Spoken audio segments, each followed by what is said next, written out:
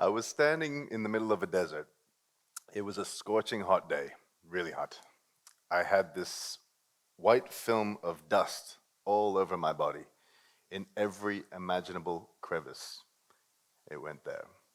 I was wearing a sarong, a waistcoat, and a tattered cowboy hat, asking myself, what am I doing with my life? How did I end up here? And what am I going to do next? I'd like to share with you how listening to the answer to these three questions has changed my pursuit of success and my source of fulfillment, in hopes that there might be something you can take away from it too. But first, we got to rewind. I had a very ordinary university life. I didn't know what I was doing. Uni was a great excuse to catch up with my friends at the tavern and keep my parents happy and off my back. I did a Bachelor of Commerce, which led me to doing a corporate career when I graduated. That's what everyone was doing, right? Wear a suit. It's nice. Parents were happy, making money. I did quite well. It was all right. I started to enjoy the rat race a little bit, and I thought, let's go a little bit further. Let me push myself that bit more. So I went back and I got a postgrad diploma in commercial law, and I became an executive. Yeah. I had that designer tailored suit with a double Windsor knot in my tie that would sit 1 centimeter above my belt. Power move in the corporate world. I was eating at all the fancy restaurants, having the lavish holidays, but there was just something not sitting right. I just couldn't save money to save my life. I was blowing cash trying to fill a void I didn't even know I had. Eventually, I started getting injuries for sitting too much. How does that even happen? I started seeing a therapist, though, because my stress and pressure levels started to become really out of control. I didn't understand it. I didn't understand how people could deal with this amount of stress and pressure for something that their heart's not connected to. I was the state manager for Fuji Xerox. How do you fall in love with a photocopier? Don't go there.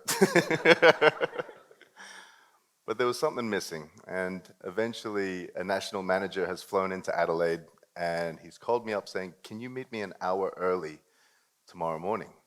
I'm like, that's unusual, but okay.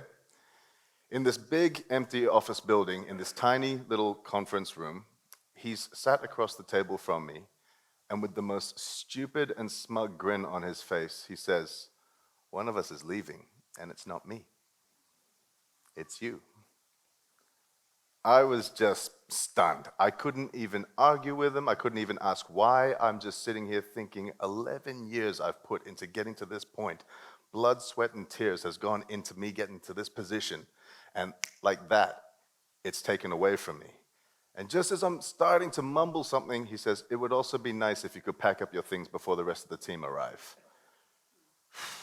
Yeah, tail between my legs. I was in full submission. I did what he said. I left. Slowly, my colleagues started reaching out, and they were consoling me. I started to tell my family what had happened. They were very supportive. Started to reach out to my friends, and I remember telling one friend, I just wish I took up that invitation to Burning Man this year. If you don't know Burning Man, I'll circle back to it in a second. But she says to me, it's next week, isn't it, Ken? I'm like, yeah. Why don't you go? Yeah. To give you some context, it takes months of planning and preparation to go to this thing.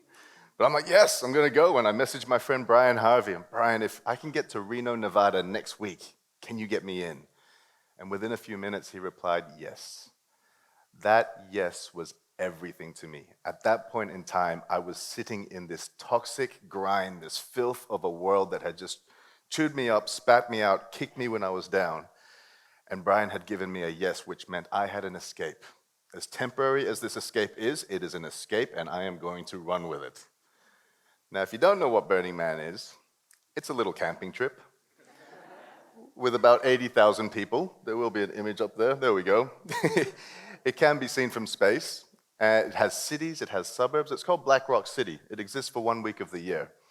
And it's a beautiful celebration of creativity and community built on 10 fundamental principles. I won't go into all of them, but to give you an example, they're designed to bring out something special in the individual. Radical self-reliance. Use your inner resources to guide you. Radical self-expression. Share your unique gifts. participation, make the world real through actions that open the heart. I like that one.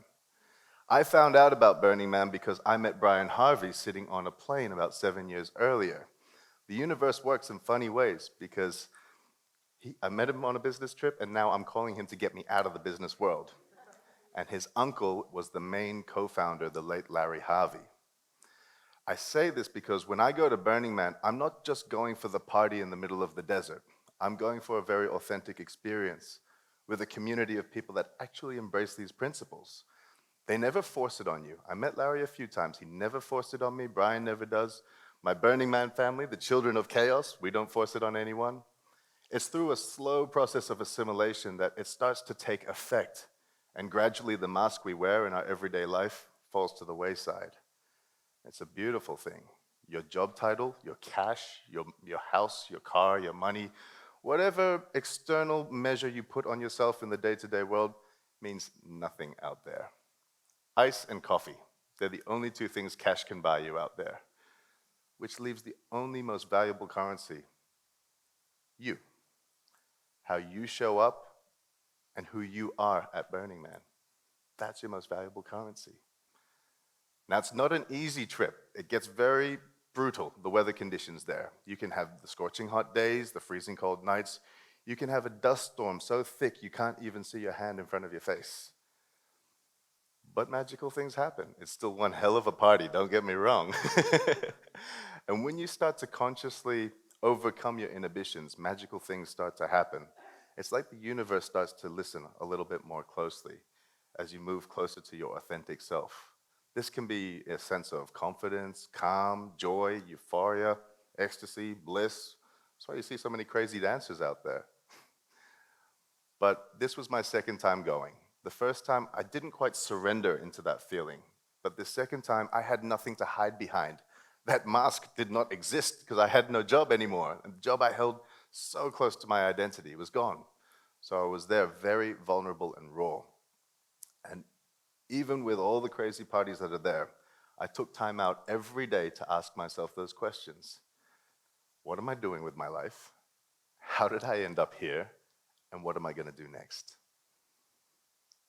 The answer that repeatedly came to me was whatever it is, your heart has to be connected to it.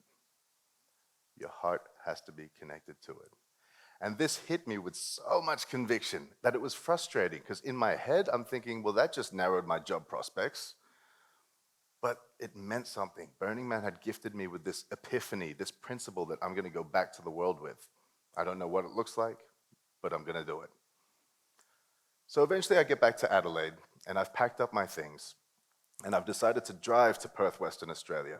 I've given myself 2 weeks to do it because it's about 2,500 kilometers. Plenty of time to overthink this situation. I get to Perth, and I still don't know what am I going to do next. But lucky for me, so lucky for me, earlier that year, my brother Al Craigie rang me up, and he said, I've been watching this place for years. I think I'm going to do it. I'm going to take it over and open a restaurant. I was so excited for him. Yes, you got to do this, Al. You got to do this. I was more excited than I'd been in a long time. And he said, do you want to invest in me? I said, yeah, absolutely, for 2 reasons. Did not hesitate. One, because anyone that has a dream or a passion that can be turned into a living or a business, I admire that. That's cool. But also, when Al was about 15 years old, he dreamed of opening Fat Al's Burgers. The difference now is that he'd been a fine dining chef for 15 years, and we knew a little bit better than to call a restaurant Fat Al's Burgers. But with that, and one of our best friends, AJ, as his right-hand man, I invested, and in April 2016, we opened Royale's Chicken and Burgers. Thank you, thank you. It was not easy. It nearly broke Al. Al put everything on the line for it. He was the one that was putting in the blood, sweat, and tears. We were the moral support around him, but Al was the one driving it. Roy Al's, in case you don't. But customers did not come easy. My dad, bless his soul, would come in and sit in the restaurant so passers-by would think we had a customer. But they hustled, they hustled, they hustled, they hustled.